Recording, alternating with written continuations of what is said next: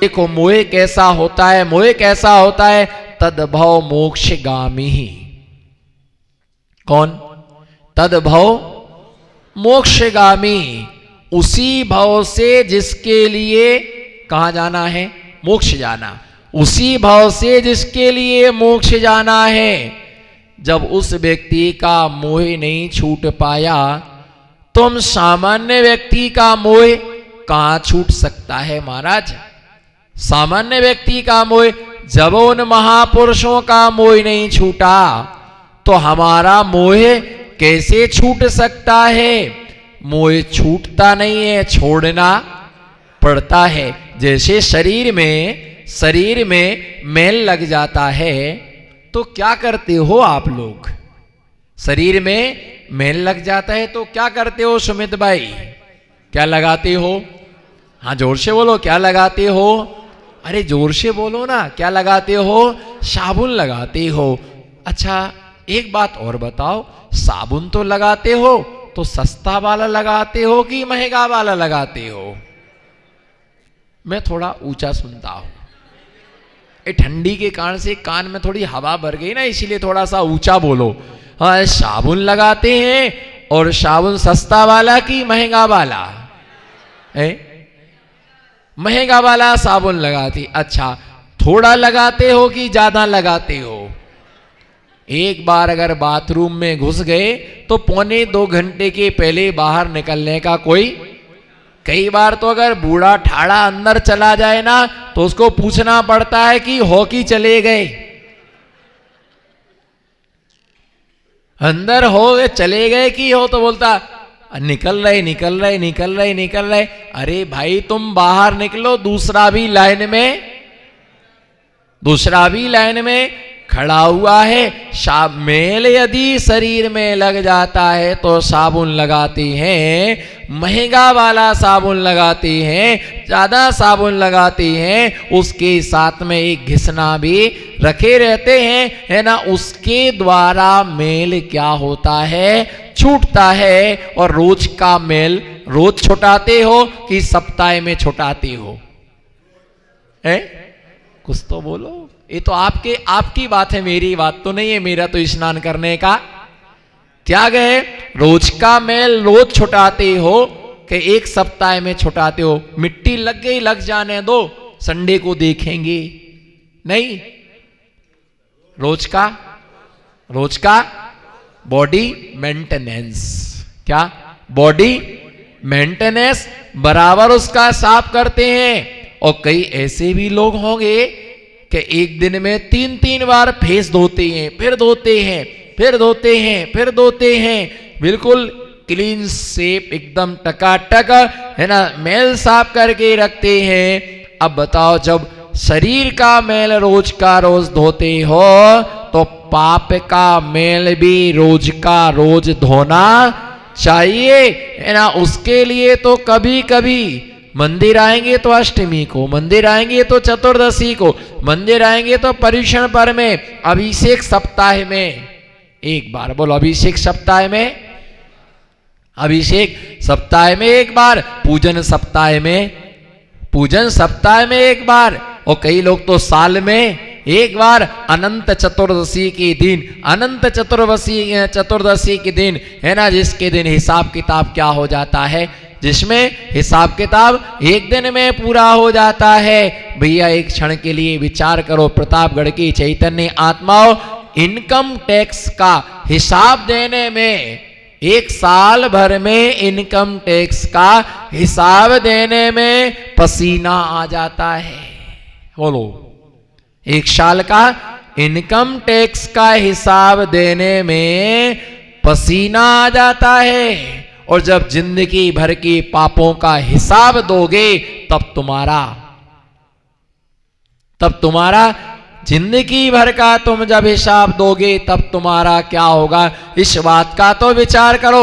Income tax का साल भर का हिसाब देने में इतना पसीना आता है, क्या बताऊं, कैसे बताऊं। तो जब साल भर का हिसाब, जब जिंदगी भर के पापों का तुम हिसाब दोगे, है ना, तब तुम्हारा क्या होगा, है ना। तद्भव मोक्षगामी जो जीव है ना, उसका मोह नहीं छूट पाया, उसी भाव से मोक्ष जाने वाला है, वो अपने मोह का त्याग नहीं कर पाया, तो तुम्हारा मोह कैसे छूट पाएगा, कैसे तुम्हारा मोह जा पाएगा। रामचंद्र जी तद्भव मोक्षगामी थे, ध्यान से सुनना। रामचंद्र जी तद्भव मोक्षगामी थे और विधि के विधान को कोई टाल नहीं सकता है। जो होना है वह होकर के रहेगा। बोलो जो होना है, बोलो जो होना है। डॉक्टर साहब, जो होना है होकर के रहेगा। तुम व्यर्थ में परेशान होते हो, परेशान होने की आवश्यकता, बोलो परेशान होने की आवश्यकता नहीं है। हर समस्या का समाधान समय है। हर समस्या का समाधान समय है। जब रावण छल से, कपट से, क्या, रावण छल से, कपट से, मायाचारी करके वो सीता का हरण करके ले गया। किस भेष में, बोलो किस भेष में, कोने कोने से आवाज आना चाहिए। किस भेष में वह लेकर के गया? साधु के वेश में। ये तो सबने कहा कि रावण ने सीता का हरण किया, ये अच्छा नहीं किया। अच्छा किया क्या? ये अच्छा नहीं किया उसने, रावण ने अच्छा नहीं किया। पर इसके साथ में बात को ये ध्यान रख के चलना, आधी बात कभी नहीं कहना, पूरी बात हमेशा कहना चाहिए। पूरी बात को समझने का पुरुषार्थ करना चाहिए। रावण ने सीता का हरण किया, ये बिल्कुल अच्छा नहीं किया। लेकिन लक्ष्मण भी सीता से कुछ कह के गए थे, उसने उस चीज का ध्यान क्यों नहीं रखा? क्या कह के गए थे? हो कोई एक आध सीता तो बोली। क्या कह के गए थे लक्ष्मण?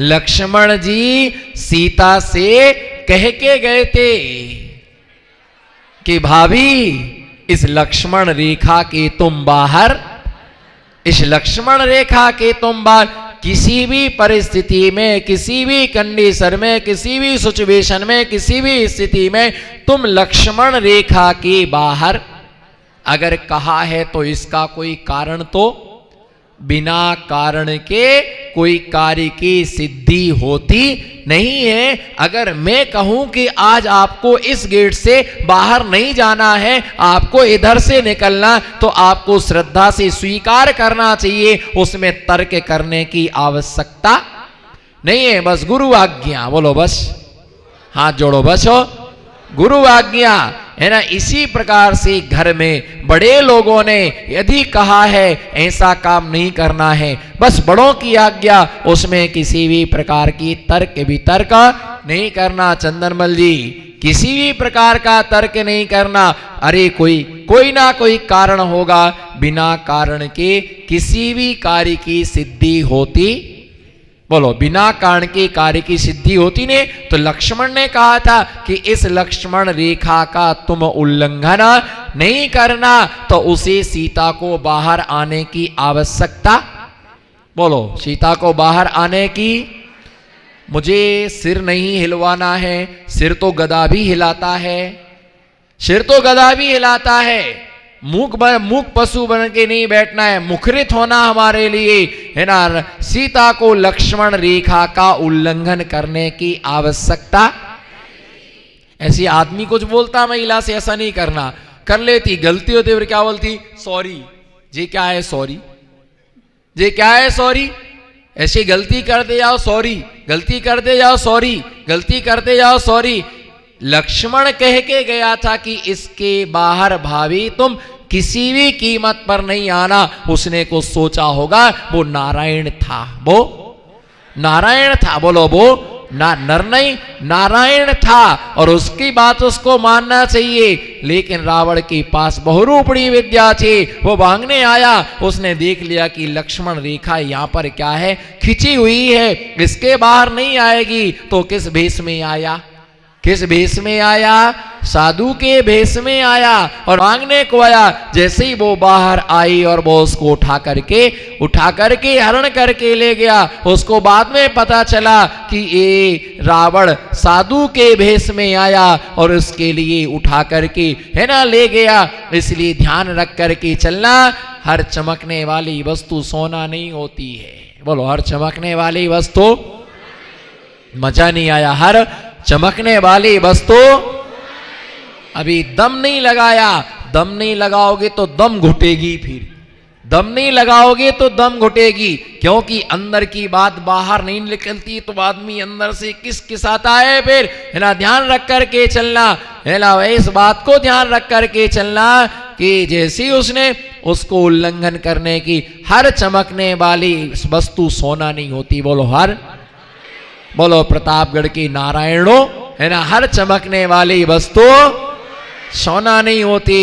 और हरा पत्ता पान का पत्ता, तो बोलो ना फिर, हरा पत्ता पान का नहीं, बिल्कुल नहीं, बिल्कुल नहीं। हाथ एक्शन, एक्शन, हाँ बोलो, हरा पत्ता पान का पत्ता नहीं होता है। और हर सफेद वस्तु दूध, हर सफेद वस्तु दूध नहीं होती। हर सींग वाला जानवर गाय नहीं होता है। हर सींग वाला जानवर, हर सींग वाला जानवर गाय नहीं होती है ना, कि उसके लिए गाय कह दिया जाए। हर चमकने वाली वस्तु सोना नहीं होती है। और हर दाढ़ी वाला बाबा नहीं होता है। बोलो, हर दाढ़ी वाला, बोलो, हर दाढ़ी वाला, अक्षत भाई, हर दाढ़ी वाला बाबा नहीं होता है। तो भारत में ऐसा भी नहीं होता है ना, करे मूंछों वाला, बोलो, करे मूंछों वाला और पकड़ा जाए।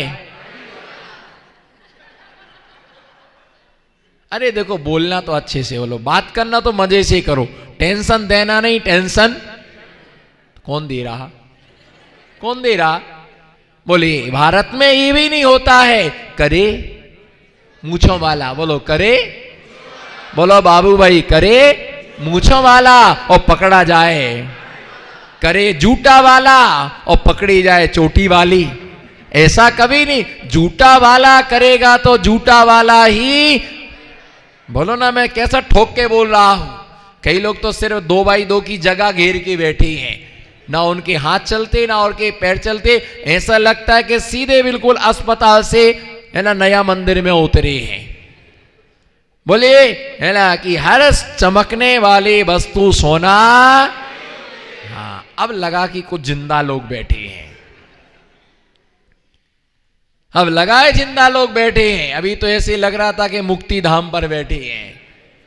भैया, हर चमकने वाली वस्तु सोना नहीं होती है। हर सफेद वस्तु दूध नहीं होती है। हरा पत्ता पान का पत्ता नहीं होता है। और हर दाढ़ी वाला साधु नहीं होता है, कि जिसकी दाढ़ी हो तो वो क्या कहलाए, साधु कहलाता है ना। इसलिए नमस्कार करने के पहले जिसे नमस्कार कर रहे हैं उसका हमारे लिए ज्ञान होना। इधर देखो, आई कांटेक्ट में रहो, आई कांटेक्ट में रहो। इधर देखोगे तो पर्याय बिगड़ जाएगी, इधर देखोगे तो अभी पर्याय, सामने देखोगे तो सिर पर्याय सुधरेगी, आजू बाजू में देखोगे तो पर्याय बिगड़ जाएगी। भैया, ध्यान रख करके चलना कि नमस्कार करने से पहले जिससे हम नमस्कार कर रहे हैं उसका हमें ज्ञान होना।